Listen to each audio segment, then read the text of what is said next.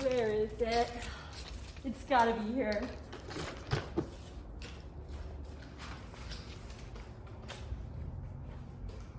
Ah, I found it! The magic broccoli! The one that'll make me eternally youthful. It's young. I'll steal it.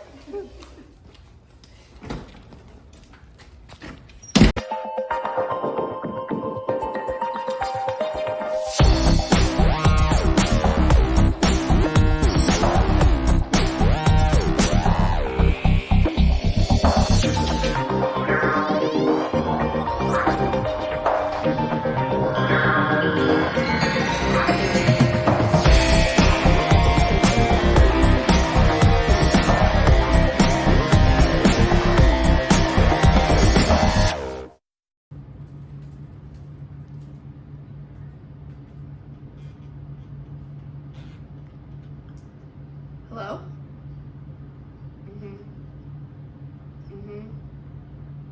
We'll be there in a second. Booth, What's up?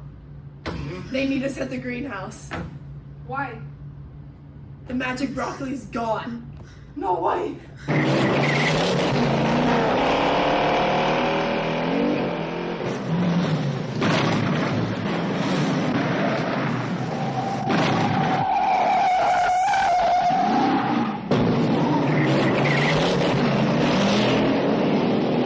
Okay, we're here.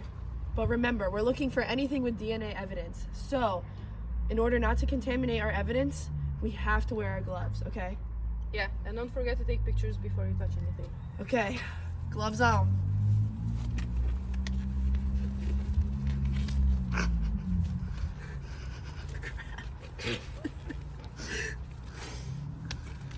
Let's get after it.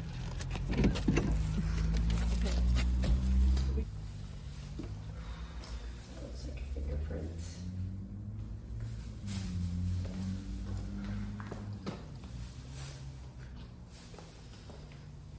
I think I might have just found a hair. Oh, and look, that's the place your bottle is supposed to be. You're right. Okay, let's take a picture first. Okay. Sweep it for prints. True. Okay, we've got our samples. I think it's time to head back to the lab. Let's go.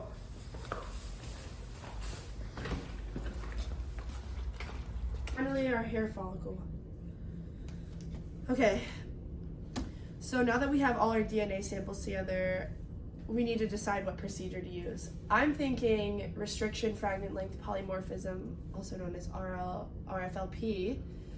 But what do you think? Yeah, I think it would be better to use polymerase chain reaction because we can amplify DNA from smaller samples, and it's also more accurate because it uses specific primers to amplify DNA.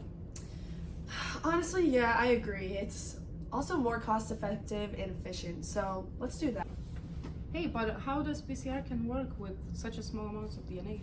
Well, since PCR takes a small piece of data, it can amplify it and make it into millions of copies, so there's really no need for large amounts of DNA from the crime scene. And since everyone has a different genome, this sequence that we're isolating and making into millions of copies can be compared to millions of other documented sequences in the federal database so that we can pin our suspect in the future. And now that our samples are ready, we can put them in the thermal cycler.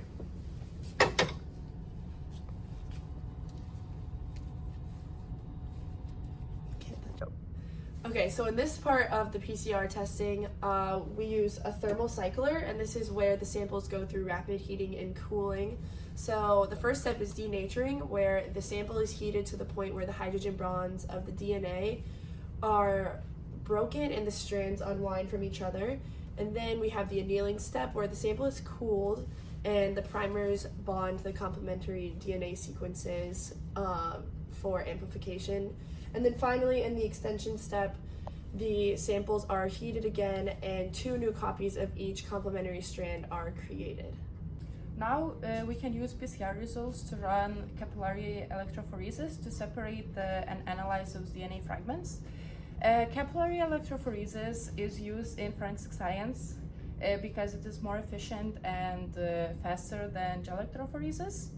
And in general, electrophoresis procedure is based on the idea that DNA fragments are separated according to their size after applying electric current.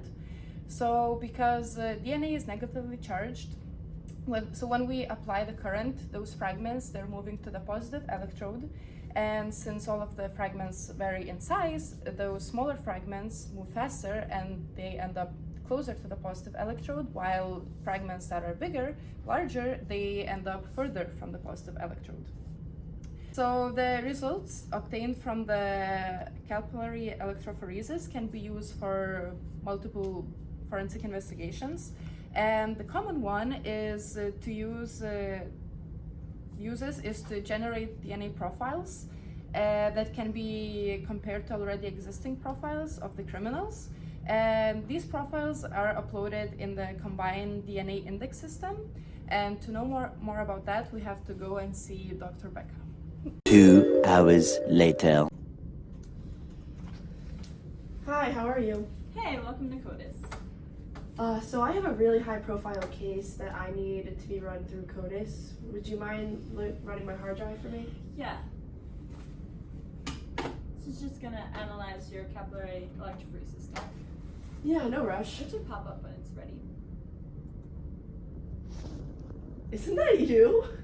Get back here! No, that's our suspect!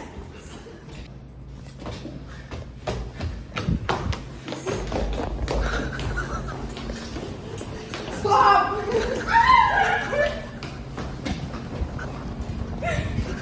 And that's how we caught our criminal using PCR and capillary electrophoresis. Right, Booth? Yeah.